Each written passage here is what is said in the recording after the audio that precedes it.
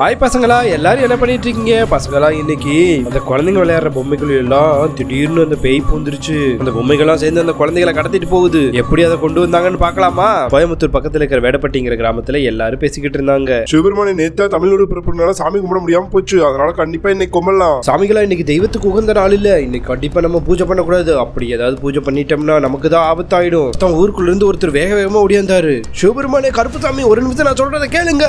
நம்ம ஊருக்குள்ள இருந்த பொம்மைகள் பெருசு பெருசா இருந்துச்சு. அதெல்லாம் குழந்தைகளை தூக்கிட்டு வேக வேகமா போயிட்டு இருக்குது. என்ன நடக்குதுன்னு எனக்கு ஒண்ணுமே புரியல. என்ன சொல்றீங்க? பொம்மைகள்லாம் தூக்கிட்டு போகுதா? நீங்க சொல்றது என்னால நம்ப முடியல. இதெல்லாம் எப்படி சாத்தியம்? ஐயோ கருப்புசாமி, நான் சொல்றது கண்டிப்பா உண்மைதான். தயவு செய்து நீங்க வேணா வந்து பாருங்க. அந்த கிளி மாதிரி இருக்கிற பொம்மை அந்த ஒரு குழந்தைய அப்படியே கப்புன்னு தூக்கிட்டு போயிடுச்சு. பேயா? பொம்மைக்குள்ள எப்படா பேய் பூரும்? முட்டாள் மாதிரி பேசிட்டு இருக்காத. பொண்ணு மட்டும் அந்த பதில பறந்து பறந்து வந்துகிட்டே இருந்தா.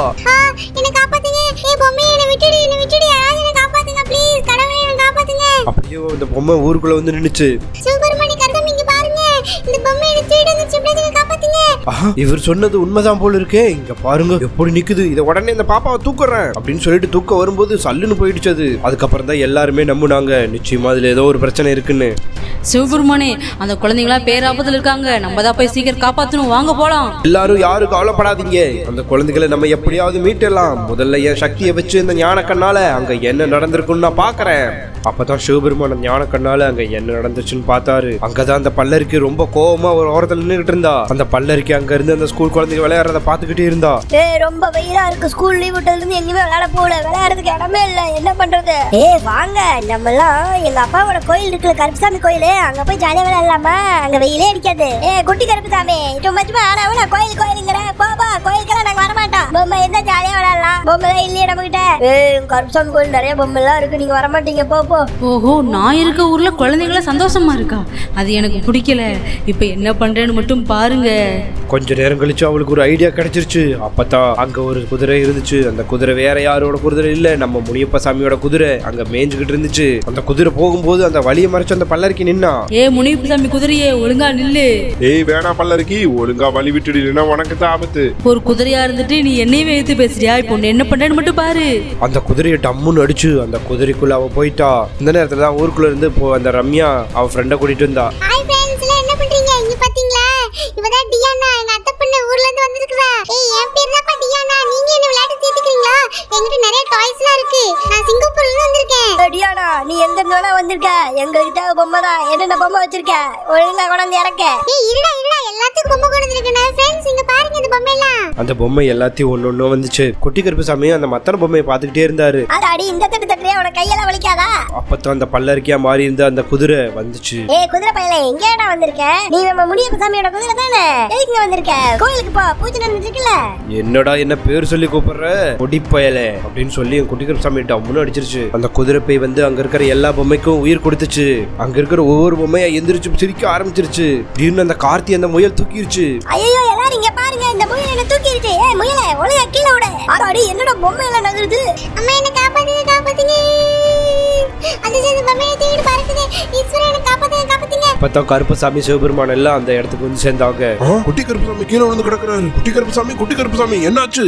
பசங்களா, என்னாச்சுன்னு சொல்லுங்க. அந்த பொம்மைக்கெல்லாம் எப்படி உயிர் வந்துச்சு? சிவபெருமானே, எங்க டியானா கொடுத்த பொம்மையை வச்சு நாங்க ஜாலியா விளையாண்டுக்கிட்டு இருந்தோம். அப்பதான் அந்த முனியப்ப சாமியோட குதிரை வந்து எங்களை அடிச்சு போடு. அப்படியே அந்த பொம்மைக்கெல்லாம் உயிர் கொடுத்துருச்சு. அந்த பொம்மை எல்லாத்தையும் தூக்கிட்டு போயிருச்சு. எப்படியாவது காப்பாத்துங்க. அவங்க பேசிக்கிட்டு இருக்கும் போது டக்குனு அந்த முனியப்ப சாமியோட குதிரை வந்துச்சு. கருப்பசாமி, எதுக்காக வந்திருக்க? ஒழுங்கா போயிடு. அந்த குழந்தைகள் எல்லாம் காப்பாற்ற முடியாது. ரொம்ப நேரம் இங்க நின்னா உனக்கே ஆபத்து. முனியப்ப குதிரை, உனக்கு என்ன ஆச்சு? ஏன் இப்படி பண்ற? அந்த கருப்புசாமியை டம்முன்னு அடிச்சிருச்சு. கருப்புசாமி அந்த பேய் குதிரையோட சண்டை போடுறாரு. விடு, என்ன என்னால அடக்கவே முடியல. சிவபெருமானும் அப்படியே அமுக்கு பார்த்தாரு. ஆனா முடியல. அப்படியே தூக்கி வீசிருச்சு சிவபெருமானே. என்னது, சர்வ சக்தி கொண்டு அந்த சிவபெருமானாலையும் கருப்புசாமினாலையும் அடக்க முடியலனா இந்த குதிரை யார் அடக்கிறது? ஞாபகம் வந்துருச்சு. இந்த குதிரைக்கு சொந்தக்காரரான அந்த முனியப்ப சாமியை வர சொல்லுவோம். அவர்னால மட்டும்தான் அந்த குதிரையை அடக்க முடியும். அங்க இருந்து சங்கிலி கருப்பு போய் முனியப்ப சாமி கிட்ட சொன்னாரு. முனியப்ப சாமி ஐயா, அங்க பாருங்க, உங்க குதிரை ஊர் மக்கள் எல்லாம் கஷ்டப்பட்டு இருக்குது. கருப்புசாமி சிவபெருமானே தள்ளி விட்டுருச்சு.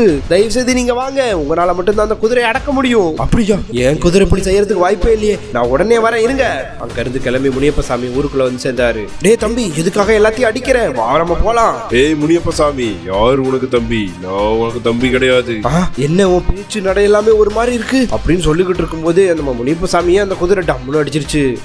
இது ஏன் குதிரையே இல்ல, குதிரைக்குள்ள ஏதோ ஒரு தீய சக்தி உள்ள பூந்திருக்கு. சிவபெருமானே, இந்த குதிரையில் இருக்க தீய சக்தி எப்படியாவது நம்ம போக வைக்கணும். அதுக்கான ஒரே வழி ஜலகண்ட மந்திரம் தான். அந்த குதிரையோட பொருட்களை எல்லாம் சுத்தி வச்சு அந்த குதிரையை நடுவில் நிப்பாட்டி ஜலகண்ட மந்திரத்தை கொல்லணும். அந்த இடத்த ஒரு சக்கரத்தை வரைஞ்சு அந்த குதிரையை நடுவில் நிப்பாட்டி மந்திரங்கள் ஓத விட்டாங்க. சுத்தி தீபத்தை ஏத்தி அந்த முனியப்ப சாமியோட புனித தீநீரை அது மேல போட்டாங்க. எங்கள் உலகாண்ட அந்த முனியப்ப சாமியே போற்றி, எலகாண்ட சாமியே போற்றி, எங்கள் ஊர் காவலனாகிய முனியப்ப சாமியே போற்றி. ஏய், உள்ள இருக்கிற தீய சக்தியே வெளியே வா, உள்ள இருக்கிற தீய சக்தி வெளியே வா. அந்த முனியப்ப சாமி சொல்ல சொல்ல அந்த தீய சக்தி டப்புன்னு வெளியே வந்துருச்சு. வேண்டாம் வேண்டாம், என்னை விட்டுடுங்க விட்டுடுங்க, நான் தான் பல்லருக்கு. வேண்டாம் வேண்டாம், என்னை விட்டுடுங்க, சக்கத்துல நான் வெளில போயிடுறேன், மந்திரம் ஓதாதீங்க. அப்படின்னா நீ விட்ட சக்திகளை திரும்ப பெற்று அந்த குழந்தைகளை திருப்பி அனுப்பு. அந்த பல்லருக்கு தன் சக்திகளை திருப்பி அனுப்பி அந்த பொம்மைகள் இருக்கிற சக்தியெல்லாம் உறிஞ்சிட்டா. இப்ப எல்லா பொம்மைகளும் அந்த ஊருக்குள்ள கொண்டாந்து ஒவ்வொரு குழந்தைகளா போட்டுறது. பொம்மைகள் எல்லாத்தையும் அந்த தீய சக்கரத்துக்குள்ள போட்டு அப்படியே அழிச்சிட்டாங்க. சிவபெருமான் முனியப்ப சாமியை எங்களை காப்பாத்துனதுக்கு ரொம்ப நன்றி. நல்ல வேலையா நீங்க வந்துட்டீங்க. எல்லா பக்கம் அந்த பொம்மை சுத்த விட்டுருச்சுங்களே. எல்லா வேலையும் முடிஞ்சதுக்கு அப்புறம் முனியப்ப சாமி அந்த குதிரை கூட்டிட்டு போயிருச்சு.